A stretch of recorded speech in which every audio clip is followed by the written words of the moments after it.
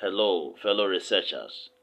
Today is another great day, a very good day to learn about the structure of a research article. But before we begin, let me quickly wear my face cap.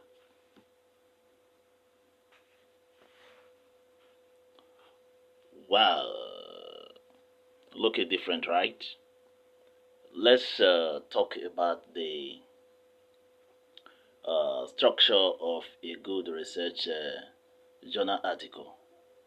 Research journal article. I know most of you have now been intimidated by, is it B. Jeffrey they call him, who was so desperate to protect the interest of some big publishers, and they came up with a list of new journals that were springing up. Though this is not to exonerate all those journals that were springing up. No, I can't exonerate them. Some of them were actually trying to bypass the peer review process. But in the long run, it is the quality of your article that matters. It is the quality of a journal article that gives name to a journal. All these big publishers we talk about, we are going to mention them at the end of this presentation.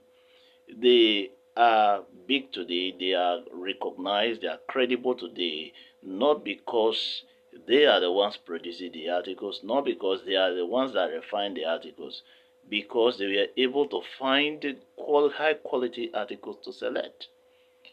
Yes, if the article is not of good quality, they will reject it, right? So, if those high quality articles that they accept are sent to all these journals that you call predatory, would they still be predatory? No, because they are high quality articles.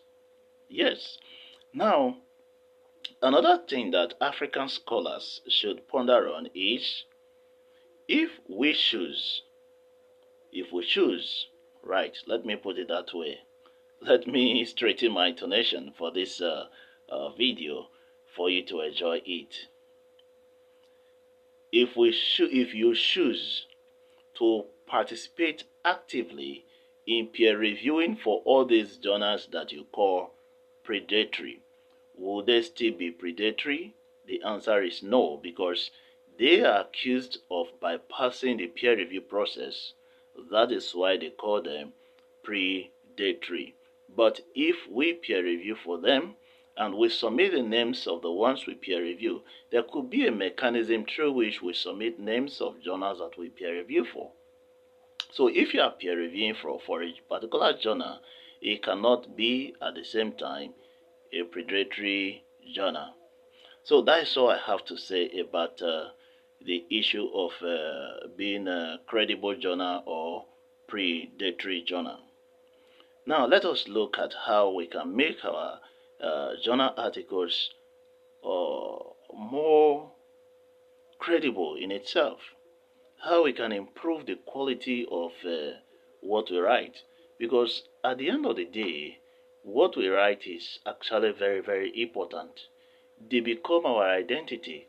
Imagine someone who has been hearing your name on radio, on television, somebody who has been holding you in high esteem, going online to see an article that you wrote some time ago, poorly written, poor grammar, like some that I have here.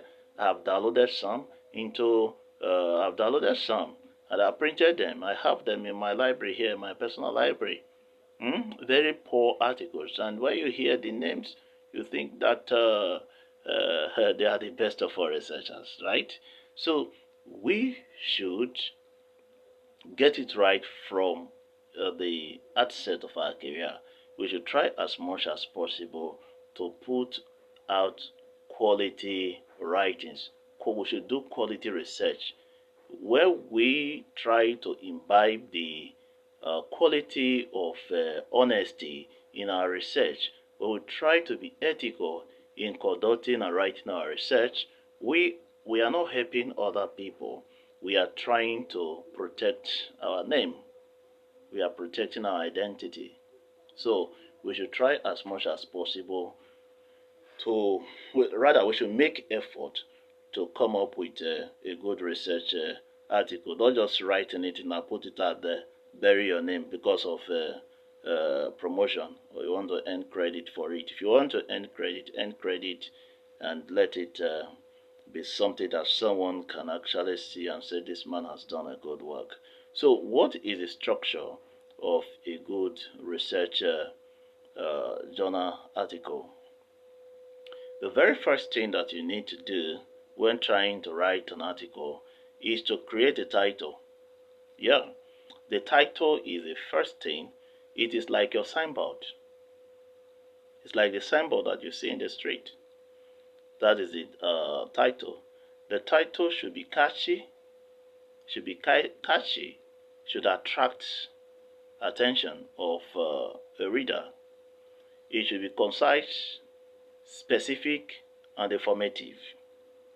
It should be concise, catchy, concise. It should be concise, specific, right? It should be concise, catchy, and informative. You don't just put out anything there. It should be informative. It should be concise. It should be catchy. Don't let it be too wordy. Keep it brief, but it should tell the reader what you are actually writing on. And you don't just pick title because it suits you. The title should be something that is current at the time you are writing. It should be a topical issue. Something that borders on ongoing issues, or a gap that you have identified in previous research. It should not be just anything that you put out there. For example, for those in international relations or international studies, the United States President Donald Trump has just gone to the Middle East to broker peace between Israel and the government in Gaza under the control of Hamas, right? So this can form your research focus. You can create a topic around this issue. It's a topical issue. What do you think about it? What do you think about the American move? And what do you think about the achievement that has been made? What impact does it have on previous achievements with regard to the Middle East issue, the Middle East crisis? What is the historical significance of what just happened? These are areas that you can create a topic on and write on them, and people are looking for information on this. These are ongoing issues that are still relevant in international studies and international relations, and what you produce can be a good source for policymakers, a good guide for policymakers to shape their policies, to help them formulate appropriate policies to manage the outcome of the ongoing entente between America, Hamas, and Israel. So the topic is very important. The topic should be on topical issues. It should be on topical issues. It should not be something that is not relevant to the society at the time of writing. Now, after your topic, the next most important aspect of your work is the abstract. The abstract is very, very important. If I am writing literature review, you don't expect me to go through your entire work to summarize it. No. With your abstract, I should be able to know what you have written in that article. And paraphrase your abstract, I'm done with literature review. I'm done with reviewing. You review your work. I can look at your abstract. There may be one or two other paragraphs in your work, and I should be able to review your work that way. So bear in mind that writers, researchers do not have the time to read your entire work when they are doing their word review of related literature. They may decide to use your word abstract to carry out their word review of related word literature. If that be the case, is your abstract sufficient enough to provide information about all that you have done in the work? Is this sufficient? You should think about that. So, there are different ways to write abstract. I will talk about two major ways to compose your abstract. Generally, the abstract summarizes the key objectives, methods, findings, and conclusions. And the abstract for humanities journals is usually between 150 to 250 words for humanities journals. Like I said, I do not have to read your entire work to know what you have written. So, a good abstract will have you will state the general purpose of writing the work. You will state it at the beginning, or the objectives, briefly. For instance, you can say, this work examines the fall of Muammar Gaddafi's regime. That is the aim, clearly written out at the beginning. You may use 2 or 3 sentences to explain further, to give a better idea of that is setting the stage now to your reader that this is what the work is all about. Then you proceed with statement of the problem. Briefly put, state it in a way that someone can easily understand it. At that point, somebody looking at it should know the gap your work is trying to do what? To fill. So you state it briefly. You have your statement of problem there. Now you have given us your statement of problem, the problem you are set out to solve. The next thing should be the method that you used. Give us the method. Tell us something about the method in a very brief manner. So what do you find? That is the next thing, which is findings. What is the next thing that the next thing that you write is the findings. Tell us, state briefly the major findings, not everything that you discovered. No, just state briefly the major findings. And you know your finding flows, or rather is derived from your statement of problem. So there should be no disconnect between your finding and your statement of problem. If your statement of problem is the prices of food in Nigeria had been on the increase, have been rising for the past 6 months, and this has been a burden on low-income earners. This work therefore set out, I'm giving an example, this work therefore set out to unearth the factors contributing to the rise in prices of goods. Let's say that is what I'm just thinking out something anyway, just creating a problem.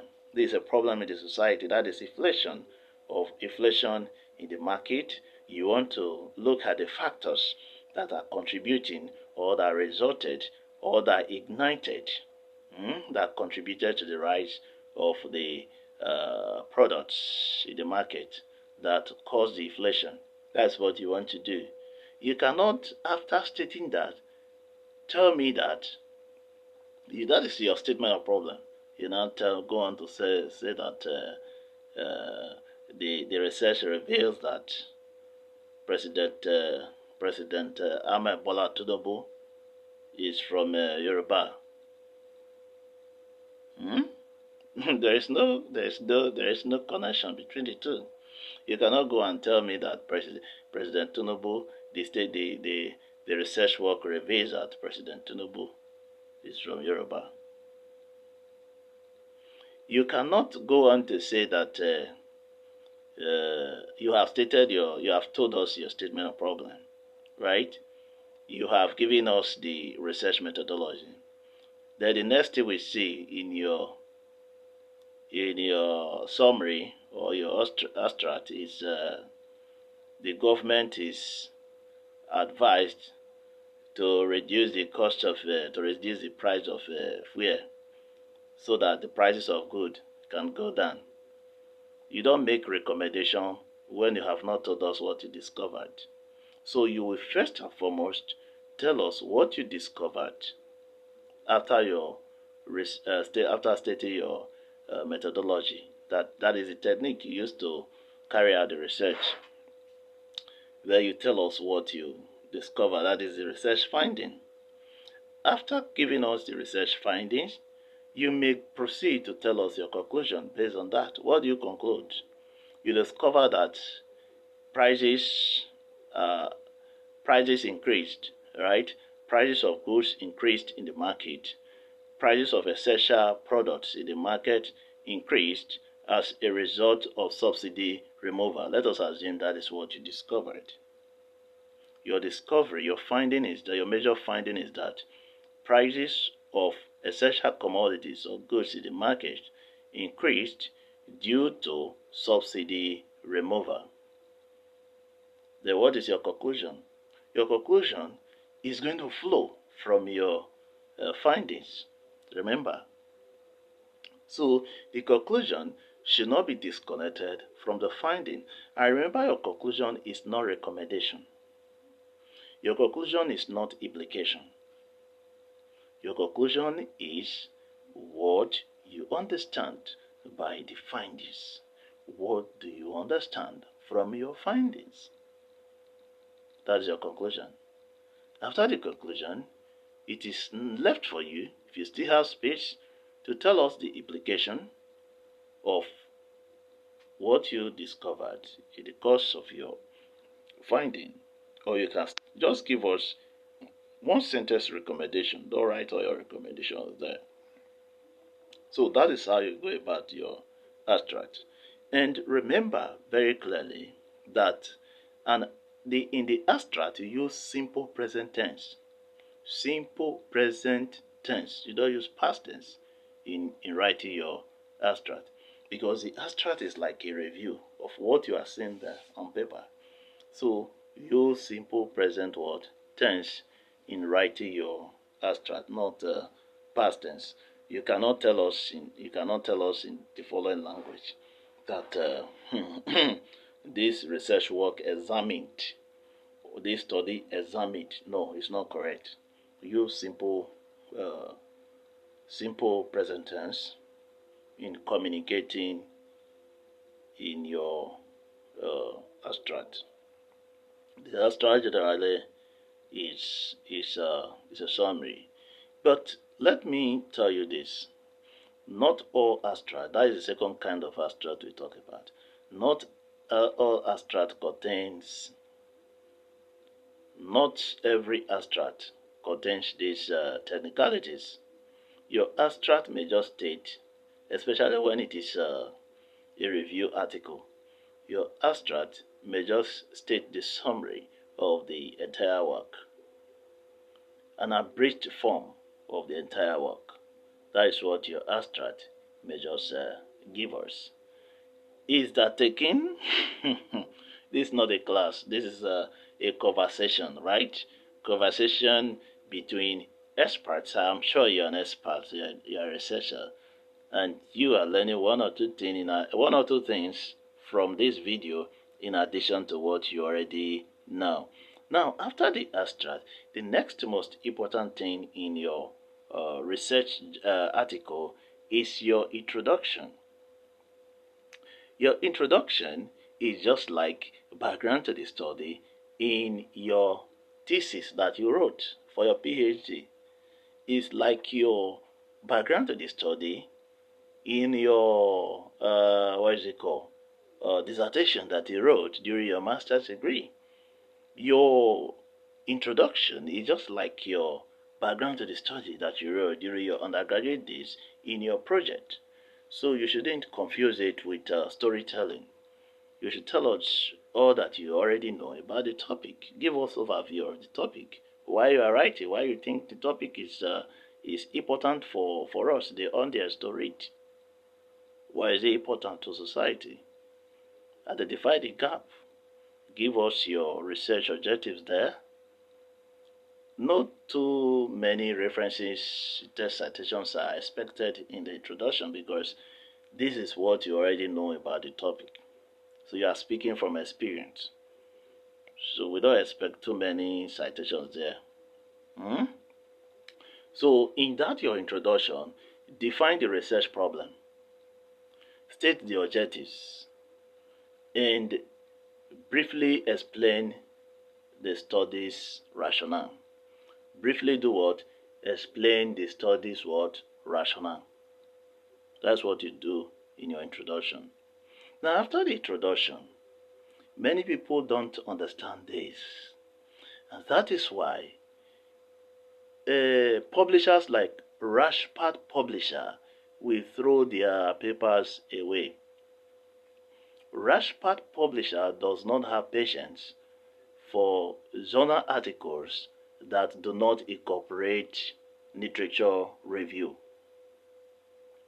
Literature review is an important aspect of the research journal article. It's very important. Very, very important. You may decide to include it in your introduction. Yes, many authors do that. They include the research, the review of related literature in their introduction. But some other journals prefer you create a special session for your literature review. So this is very important. This video is getting too long, so I will cut it off. I will return and discuss the literature review in another video. The video is already showing me 22 minutes. 22 minutes or some seconds, so which is getting too long for an average video of this nature. So I will cut it off. I will return to continue with the remaining aspect of the research journal article. Do watch that video.